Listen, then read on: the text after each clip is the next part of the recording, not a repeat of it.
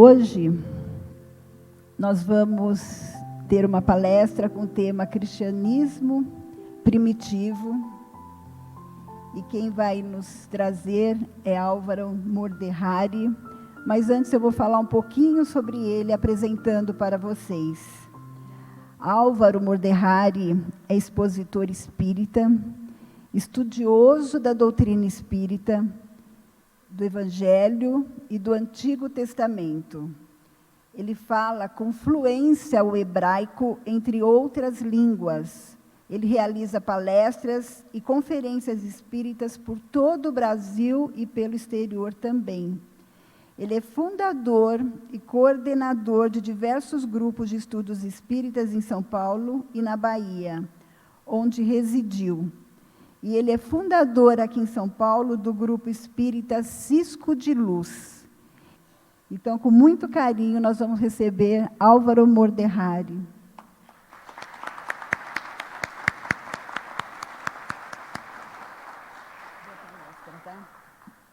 Nos lembramos do capítulo 30 do livro Boa Nova, quando Humberto de Campos, pela psicografia de Chico Xavier, conta que Maria, após o seu desencarne, reencontrando-se com Jesus, dirige-se imediatamente para os cárceres, para aqueles cristãos que seriam martirizados no circo máximo. E ela intui cânticos no plano espiritual para conduzir a todos à mais alta atmosfera. Nós sabemos que as nossas palavras jamais alcançarão as vibrações da sua voz angelical. Já te disse, na Bahia, seu nome poderia ser Angélica. Nós agradecemos a todos aqui presentes pela caridade de nos ouvirem, ao corpo espiritual, os coordenadores desse trabalho, e igualmente a todos aqueles que se encontram nessa casa, os diretores, os coordenadores, no plano físico, pela caridade de nos convidar. Sabemos que temos muito pouco a oferecer, nós não entregamos muito mais do que migalhas, mas nós pedimos aos bons espíritos e ao nosso Mestre Jesus, que possa multiplicar o pão de nossas palavras nessa manhã. Então falaremos sobre o cristianismo primitivo. E era chegado naqueles dias o grande momento da anunciação. O anjo Gabriel se dirigia a Maria Santíssima para que pudesse então falar sobre a vinda de Jesus. As profecias de Abraão, Isaac, Jacó, todos os profetas estariam condensadas naquele dia onde Jesus nasceria numa manjedoura, o filho de Davi, o misericordioso para com os nossos corações, que fizera com que todas as preces dos aflitos fossem ouvidas. E por cerca de 1,5 milênios fora planejada a sua vinda sobre o mundo. Nós havíamos recebido todo o investimento espiritual do próprio Mestre Jesus, nosso governador planetário, que nos dera preciosos ensinamentos no Antigo Testamento. No livro de Levíticos, capítulo 19, nós encontramos o condensado de todos os elementos do Antigo Testamento. Ve'ahavta le'areha hakamoha, amarás o teu próximo como a ti mesmo. Foi assim que o mais vultuoso rabino Hillel, apontado por Humberto de Campos no livro Brasil, Coração do Mundo, Pátria do Evangelho, como o ministro das relações sociológicas do nosso planeta, quando encarnado, resumira a um simples camponês toda a Torá. O camponês pergunta a ele como podemos resumir a Torá, os 5 livros de Moisés, e ele diz: amarás o teu próximo como a ti mesmo. Mas nós ainda não obtínhamos a certeza de quem seria o nosso próximo. E no capítulo 15 do Evangelho de Lucas, nós encontramos Jesus respondendo ao doutor da lei e a todos os nossos corações, na parábola do bom samaritano. O próximo estaria identificado, Mas Jesus também, no seu exemplo de vida, estabeleceria-se como guia e modelo da humanidade, quando ele demonstra, através do mandamento: amai-vos uns aos outros, como eu vos amei. O nosso guia e modelo, como trazem os espíritos superiores, na pergunta 621, 25, do livro dos Espíritos, estaria coordenado.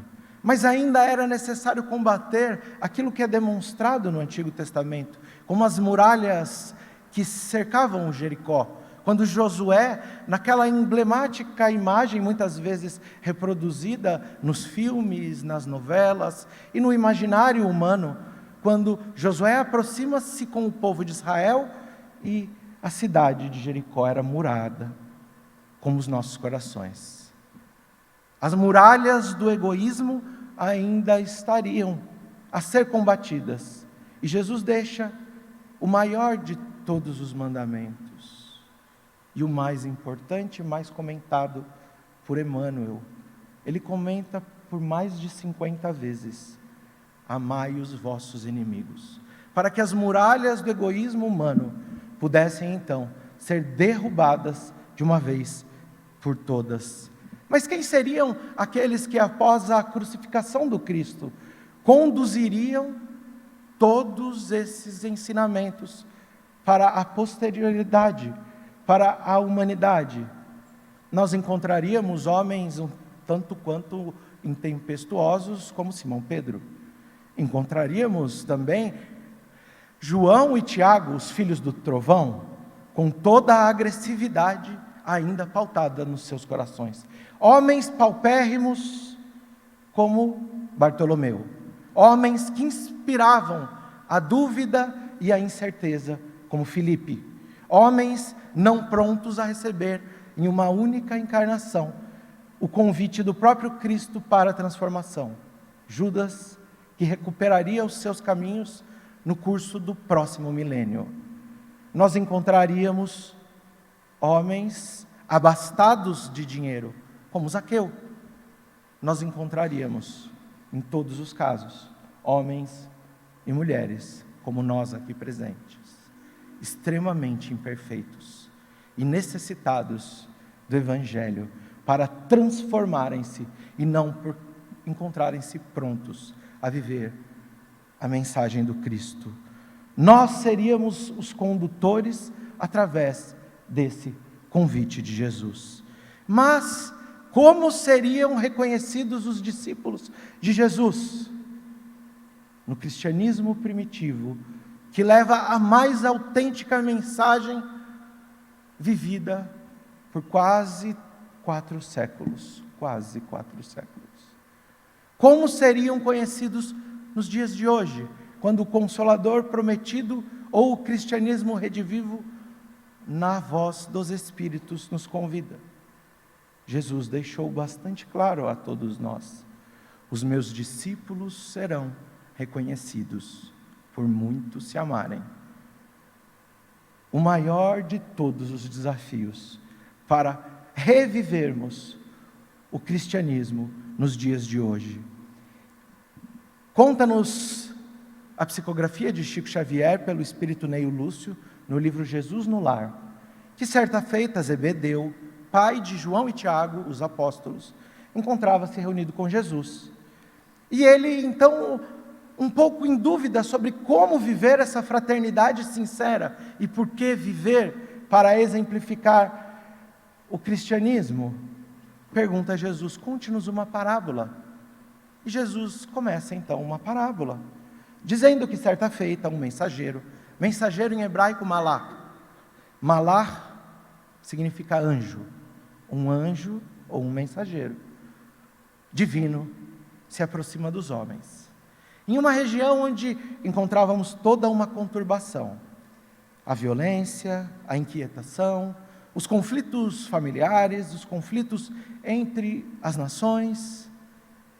E esse mensageiro leva uma semente divina. Nasceria dali uma árvore, que seria a árvore da paz. Essa árvore possuiria então flores de luz, frutos de ouro, não no sentido do valor material, mas da condição imperecível. O ouro mantém a sua propriedade do brilho, como deve ser a moral do homem, em todas as situações: calor, frio, água, fogo. O ouro nunca perde o seu brilho, como deve ser a moral do homem. E ele, então, diz o anjo, espalhando uma daquelas sementes para cada um dos reunidos naquela assembleia: levem essa semente, um único exemplar da árvore é suficiente para instaurar a paz no mundo. Mas, alerta o anjo, será necessário que cada um de vocês ofereça a sua parcela de fraternidade na construção, na manutenção e no desabrochar dessa árvore.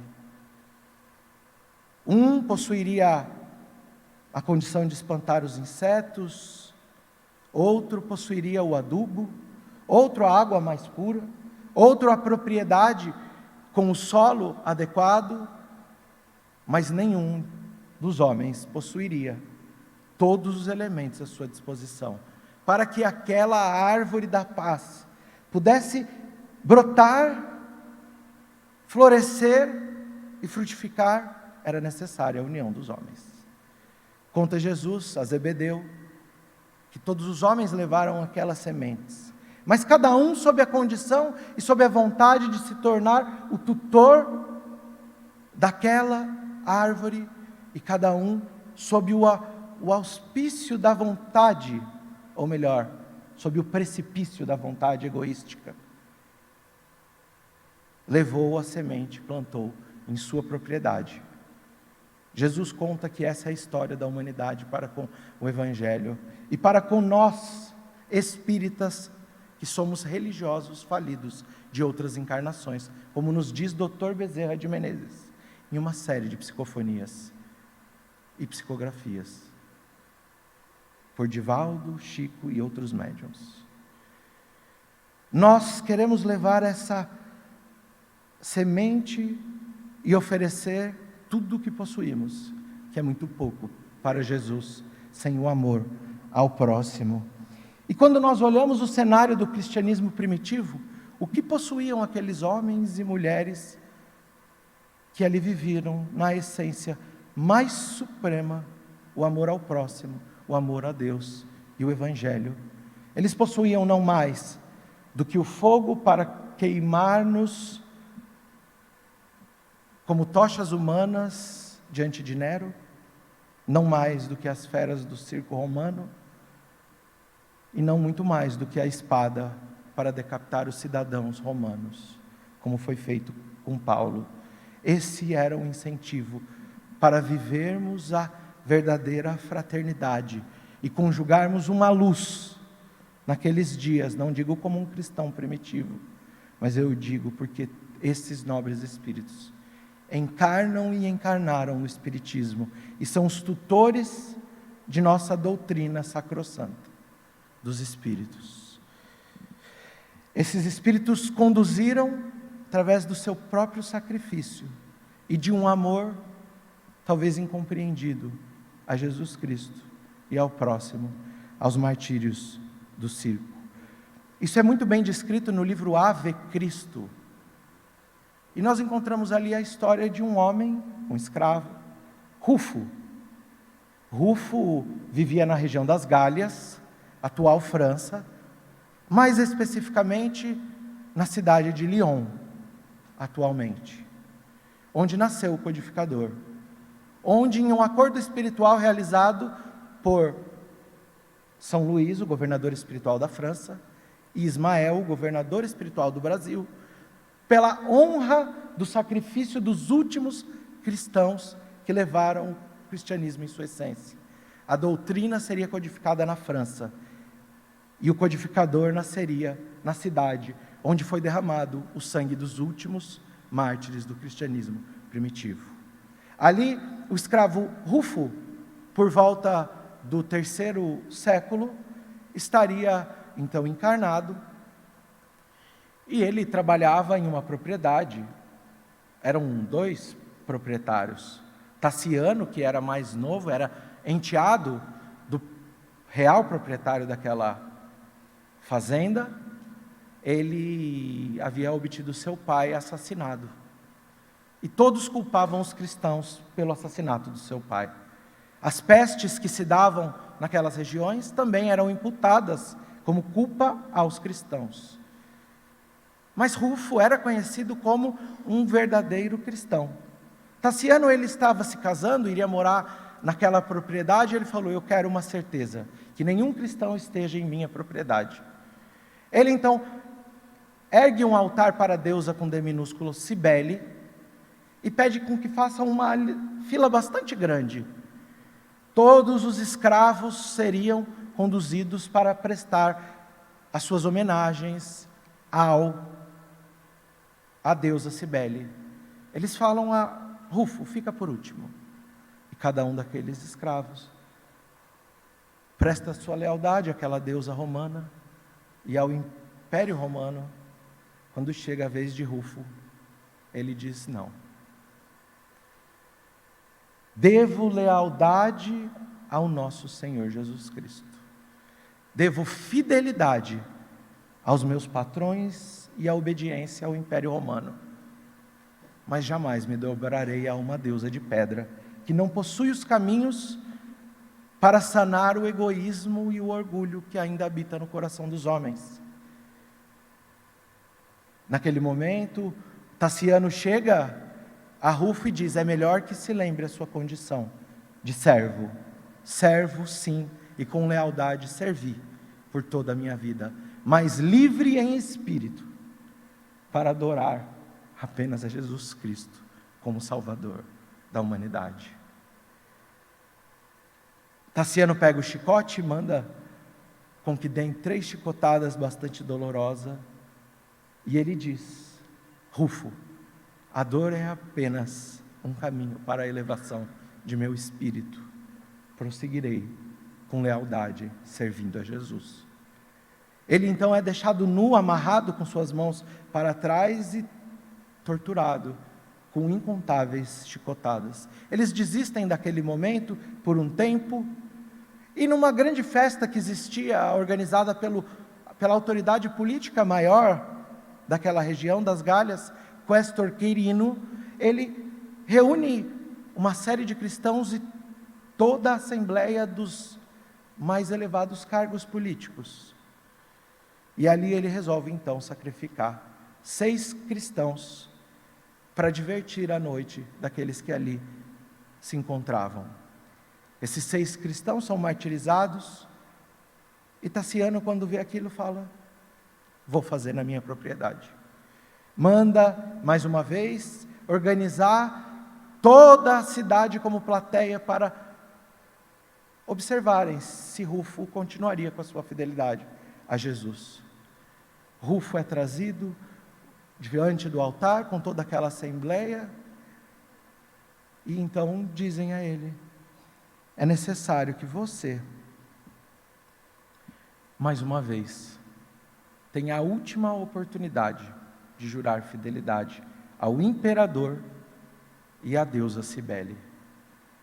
Rufo diz que não estaria pronto a fazer isso. Como a morte seria muito pouco, trazem a sua esposa com as 2 filhinhas, 5 e 6 anos aproximadamente, e a filhinha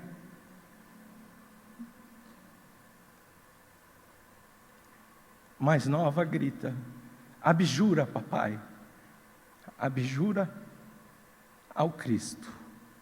E Rufo permanece fiel, e ele diz algumas palavras que eu peço licença para ler. A dor de minha mulher, tanto quanto a minha própria, produzirão em nós a confortadora certeza de estarmos cooperando na edificação do mundo melhor. Somos escravos, sim, nascidos sob o jugo cruel do cativeiro. Contudo, nosso espírito é livre para adorar a Deus. Antes de nós, houveram outros companheiros que conheceram o martírio. Nossos corações feridos são como lenho atirado a um fogo, alimentam a chama do idealismo santificante iluminará para sempre a humanidade. Nossos filhos jamais serão órfãos. Eles estão tutelados pelo Cristo no mundo, constituem a herança abençoada na fé, destinando o planeta Terra a um mundo celeste no futuro por vindouro. Eles decidem que melhor do que a morte seria que ele assistisse a sua mulher e as suas filhas serem vendidas para o pior dos mercadores de escravos, o que paga o preço mais baixo. Ele então assiste o leilão das suas filhas, um homem assim intitulado como Cruel comprara, e ele pede para falar algumas palavras diante do ouvido de Rufo, para atemorizá-lo ainda mais. Ele chega ao seu ouvido e diz: morre em paz, também sou cristão, suas filhas e sua esposa terão um lar em Aquitânia, uma região próxima. Ele então sorri e começam a decidir como seria a sua morte. Iriam decapitá-lo com um machado, e eles achavam pouco, pegam um potro selvagem e acham que amarrando ele para que ele corresse incessantemente pelas florestas das Galhas, deixando seus pedaços repartidos pelo solo daquela região, seria o melhor castigo. E assim é o martírio de Eurípedes Barçanufo, quando encarnado como o escravo Rufo. Ele que esteve encarnado há não muito tempo, aqui em Sacramento, em Minas Gerais, para nos ensinar os valores do cristianismo primitivo na sua reencarnação. Nós conhecemos esses caminhos traçados pela história no cristianismo primitivo, recorremos à mensagem do espírito Neio Lúcio, mas Jesus sabia que a nossa luta seria uma competição com o próprio ego, com aqueles que estão ao nosso redor vivendo os mesmos ideais no cristianismo. E em uma das passagens do capítulo 18 do Evangelho de Mateus, é perguntado por um dos apóstolos: quem é o maior entre nós? Jesus pede que abrem espaços e diz: deixai vir a mim as criancinhas. E o Evangelho segundo o Espiritismo nos explica que não é sobre a criança especificamente encarnada, que já é um espírito milenar e possui seus débitos, possui suas transgressões para com a lei divina, mas é sobre a imagem da pureza do coração. Bem-aventurados os puros em espírito, porque estes verão a Deus. E nós encontramos o Evangelho segundo o Espiritismo nos dizendo que poderíamos colocar a pureza de coração com duas palavras: simplicidade e humildade. Emmanuel então nos traz na mensagem pureza de coração a explicação sobre o que seria isso.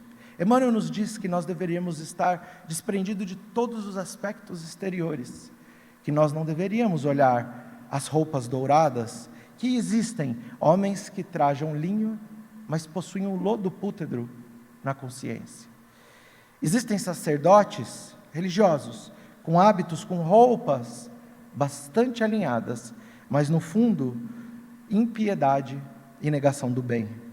Que existem juízes que seguram martelos, proferindo sentenças com as mãos bastante limpas do ponto de vista físico, mas nos seus corações, espinheiro cruel. Diz-nos Emmanuel que tribunos com frases perfeitas, oradores, espíritas e de todos os matizes, mas possuem venenosas raízes do mal no coração. Que existem crentes que se dizem reverenciadores da caridade, mas se comprazem ainda do ódio. Que nós deveríamos olhar o mundo todo como um cenário exterior. E como Emmanuel nos diz, tudo que os nossos olhos enxergam ou está morto, ou está morrendo. E que nós deveríamos compreender que pureza nos olhos é enxergar o defeito alheio com misericórdia. Pureza nos ouvidos é ouvir a maldade que se propaga com misericórdia a quem é referido. Que pureza na boca é silêncio santificante diante da maldade. E que assim nós iluminamos o nosso cérebro através da pureza que se cria em nossos corações. E permite ao Espírito construir as escadas de ascensão espiritual que tanto o cristianismo traz para nós. E a gente encontra um exemplo que eu gostaria de trazer de alguém que viveu na sua encarnação hoje, um trabalhador no plano espiritual que assiste ao movimento espírita e trabalhou ao lado e trabalha ao lado de muitos de nós. O seu nome era Barbosa naquela encarnação. Ele nasceu no interior de Portugal, em uma família que era bastante nobre, e essa família havia perdido todos os seus recursos financeiros. Ele não teve condições de uma educação formal, mas ele tinha o sonho de trazer novamente toda aquela riqueza à sua família, todo aquele prêmio de nobreza aos seus familiares. Ele ouve que na cidade do Porto chegavam os navios com as especiarias de todo o mundo, e ele decide que iria trabalhar no Porto, na cidade do Porto. Ele começa ali e com apenas 2, 3 meses de trabalho, ele ouve sobre o Brasil, se consorcia a 4 outros jovens e partem para essa terra que vivia a corrida do ouro. Nós então encontramos Barbosa se tornando um mascate. Ele viajava trocando ouro por mercadorias que trazia de Portugal, que levava aos interiores. Passou por Paraty, Ouro Preto, pela cidade do Rio de Janeiro e por algumas cidades mais daquele tempo. E ele, quando estava bastante abastado, já havia suprido o seu orgulho, as suas necessidades humanas, já havia enriquecido a sua família como um todo, sentia ainda um vazio no seu coração. Ele sai uma tarde para caminhar na cidade do Rio de Janeiro e vê um homem jogado no chão. Ele vê que aquele homem se misturava na poeira do chão e as pessoas passavam ao largo, como diz a parábola do bom samaritano, passavam distante, como se ele fosse um próprio pedaço de poeira.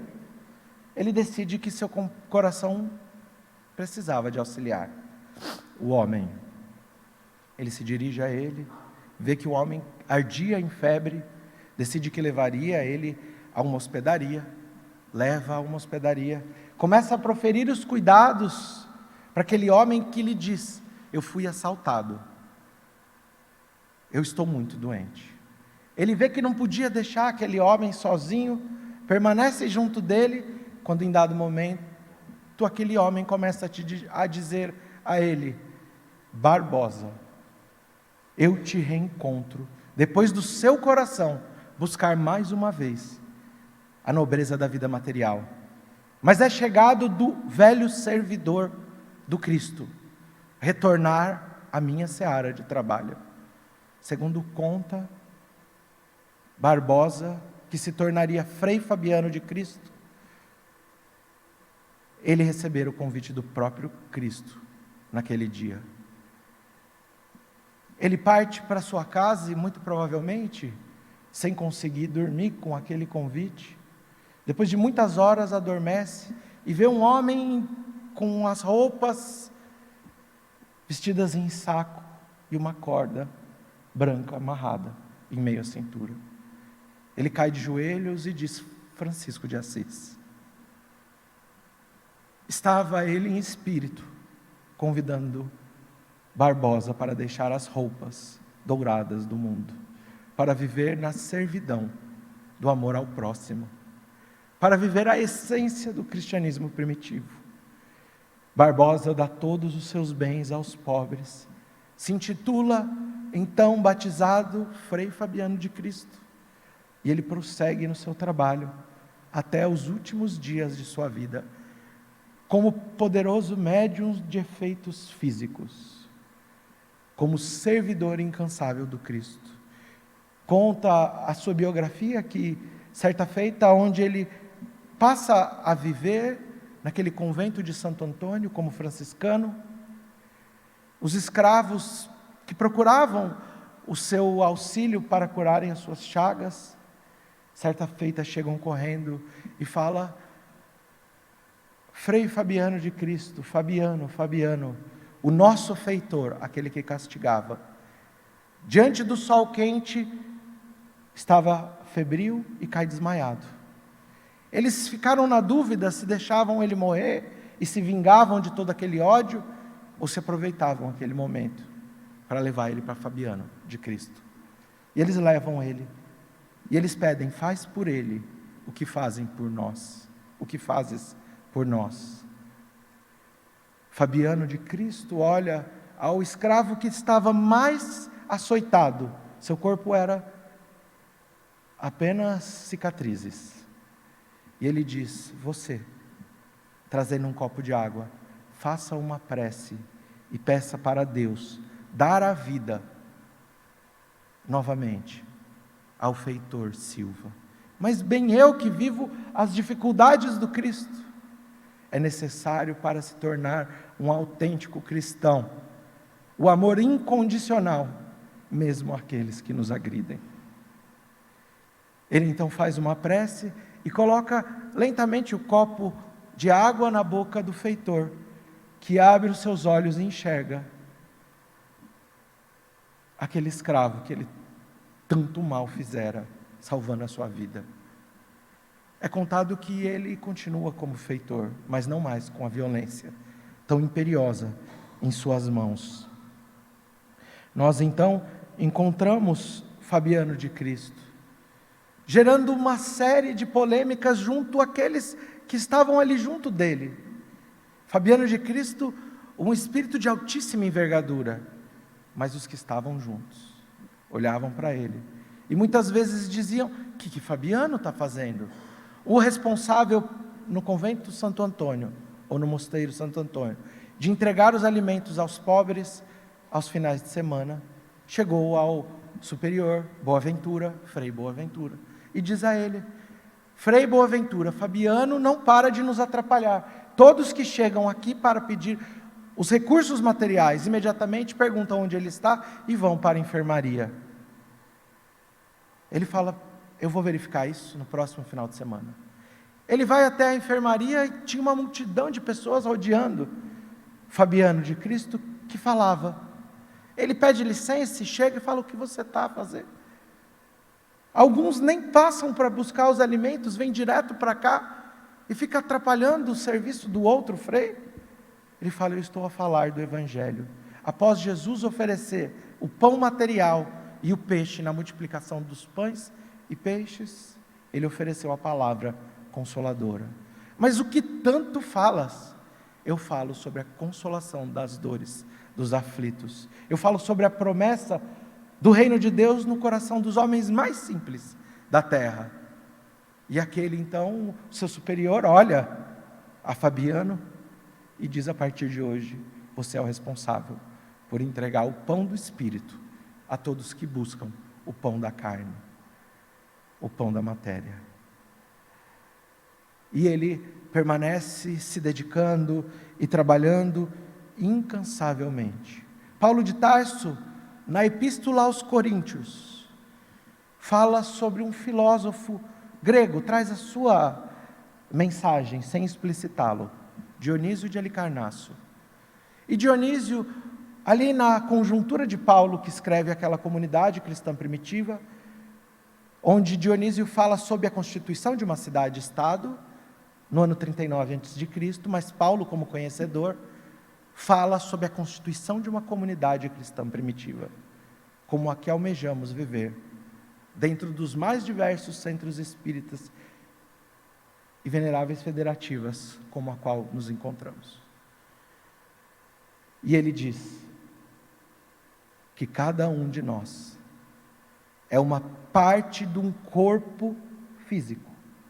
Um são os olhos, o outro as mãos, o outro as pernas, mas todos orientados pela tutela do Cristo, que é a cabeça, como um todo, a mente, o espírito, a nos guiar. E que nós deveríamos obter a certeza que podemos oferecer questões diferenciadas de contribuição na constituição, como disse o espírito Neio Lúcio, dessa árvore. Mas que não devemos olhar para o papel desempenhado pelo outro, querendo todos ser olhos, querendo todos ser ouvidos, querendo todos ser mão, querendo todos ser pés. Mas que o amor fraternal é que nos une no propósito de caminhar para o objetivo que falhamos tantas vezes, de viver a essência do cristianismo e fazer com que uma única árvore ao entorno da história da humanidade possa frutificar flores de luz e frutos de ouro. Enxergar essa paz que nós tanto almejamos. E conta-nos Allan Kardec, no Livro dos Médiuns, quando ele começa nos explicando sobre a constituição de uma casa espírita. E ele nos explica que todos devemos estar unidos no mesmo ideal. Devemos nos tornar uníssonos. E quando Allan Kardec vai descrever no Livro dos Médiuns a constituição de uma reunião mediúnica, Allan Kardec nos diz: falei antes da casa espírita, porque o propósito e os princípios são o mesmo. Nós devemos estar todos próximos e conjuntos como um feixe de varas. Assim nos tornaremos fortificados, e Dr. Bezerra de Menezes nos diz: isolados, somos apenas um ponto de vista. Unidos, nos tornamos um organismo vivo, para irradiar a luz e para sustentar todos os sofredores que procuram a doutrina consoladora. Nós encontramos o ideal de muito nos amarmos, como o maior dos princípios, para vivermos dentro de uma comunidade cristã, que deve levar os valores dos cristãos primitivos, na sua essência mais nobre e na pureza de coração. Mas nós sabemos da dificuldade de uns para com os outros. E o Frei Fabiano de Cristo, ele se tornou um homem conhecido e canonizado pelos tantos milagres que realizou. Ele, que trabalhava naquela enfermaria, com toda a dedicação da pureza do seu coração. E certa feita, depois de 3 noites sem dormir no seu leito, foi alertado mais uma vez o Frei Boaventura: Fabiano de Cristo não dorme no seu leito. Onde está ele? Na 3ª noite sai Frei Boaventura para procurá-lo.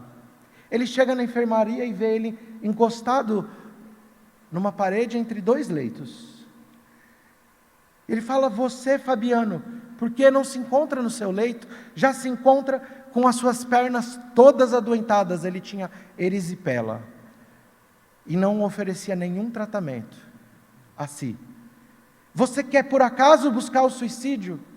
Ele olha e diz: a minha vida não vale muito. Eu não tenho conhecimento médico, não tenho conhecimento próprio do Evangelho.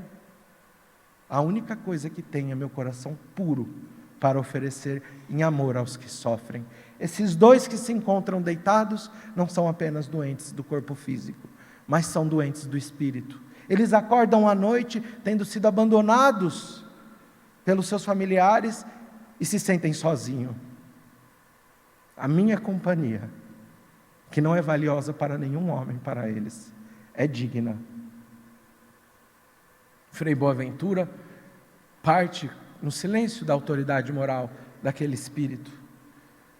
E todos começam a dizer: olha Fabiano andando mancando por todos os lados, e não cuida nem mesmo de si.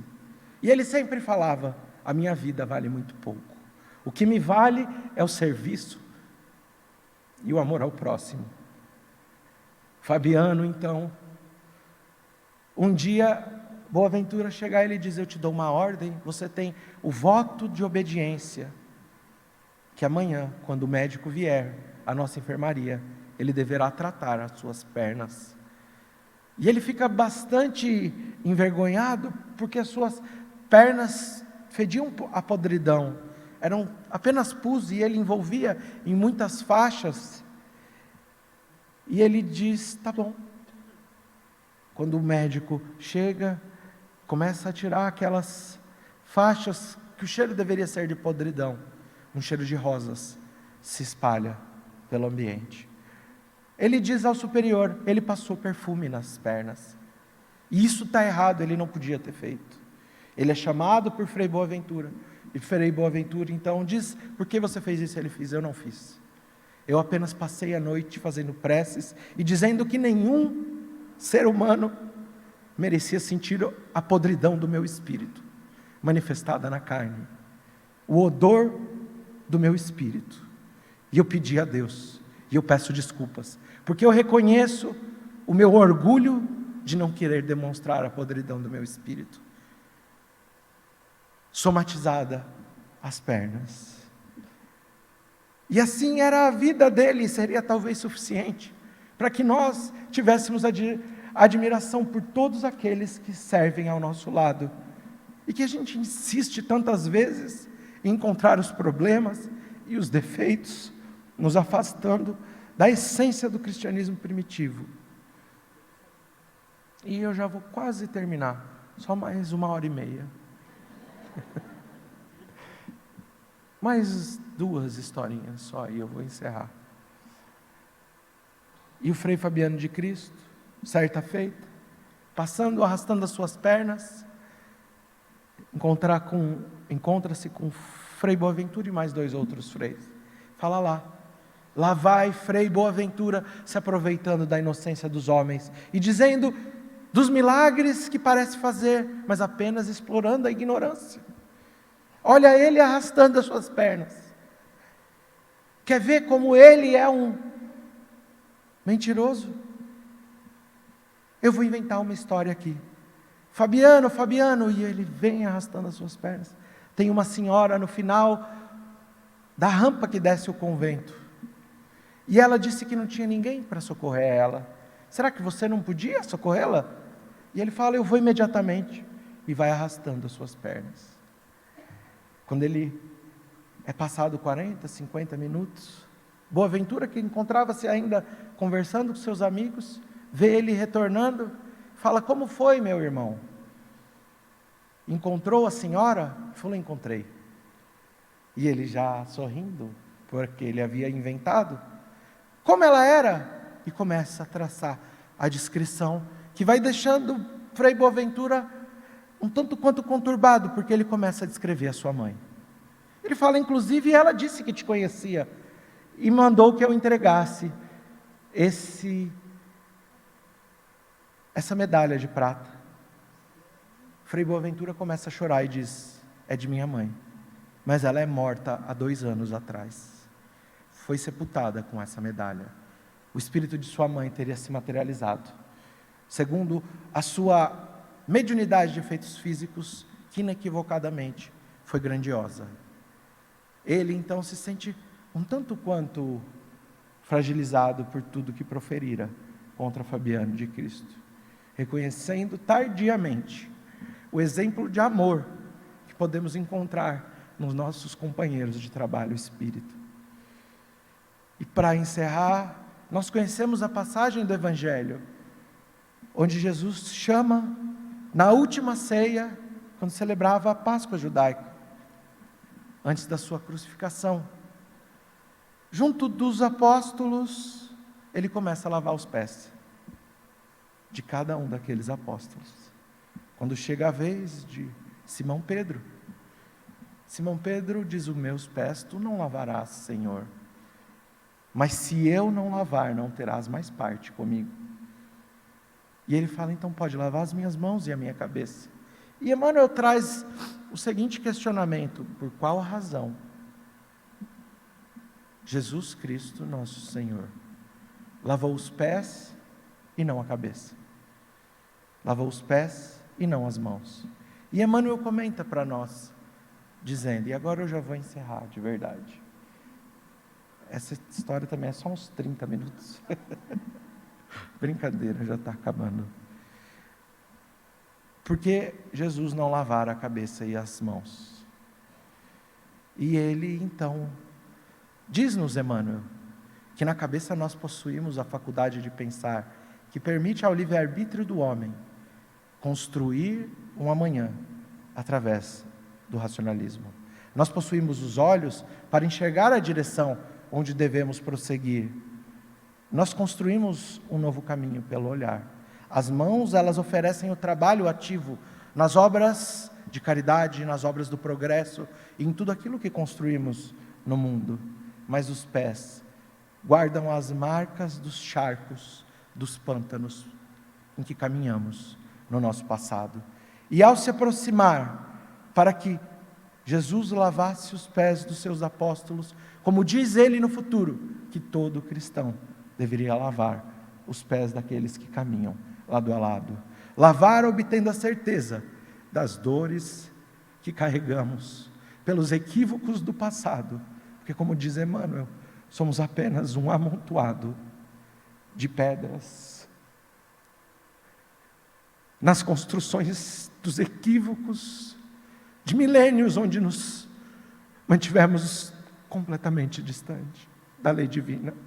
E hoje recebemos, à luz da doutrina dos Espíritos, hoje recebemos, senhores, o convite para revivermos o cristianismo na sua mais pura essência, de um coração que vislumbra no próximo os caminhos, para prosseguirmos sob a jornada maior da condução, do sol a nos iluminar, trazendo vida, a doutrina dos Espíritos, por nos recompormos diante do silêncio enobrecedor que acusa na voz os aspectos dos defeitos da humanidade que nos circunda, no pedido de indulgência, de benevolência e de perdão, para que possamos constatar o caminho afeituoso nas quedas, nos espinhos que cada um daqueles que nos rodeiam hoje oferecem como sacrifício ao orgulho que se reconduz na humildade da dor, para reconstruir a luz de uma nova era sob o mundo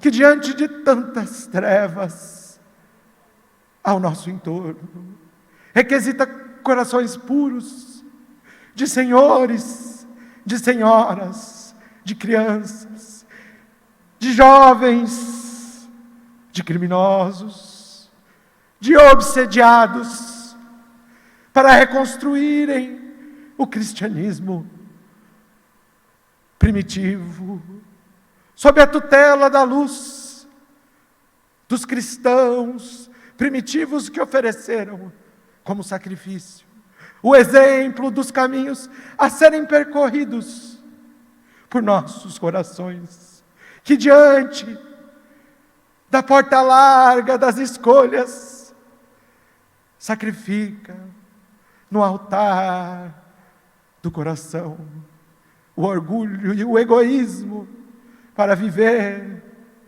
o amor ao próximo na condução e na construção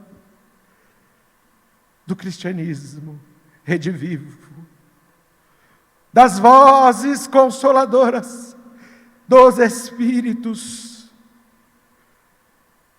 onde homens aturdidos, mulheres desesperadas, todos aflitos, conduzir-se-ão na busca do consolo, pois a rebeldia e o egoísmo, o orgulho vil, encontra seu fim na construção de um novo mundo, com os velhos espíritos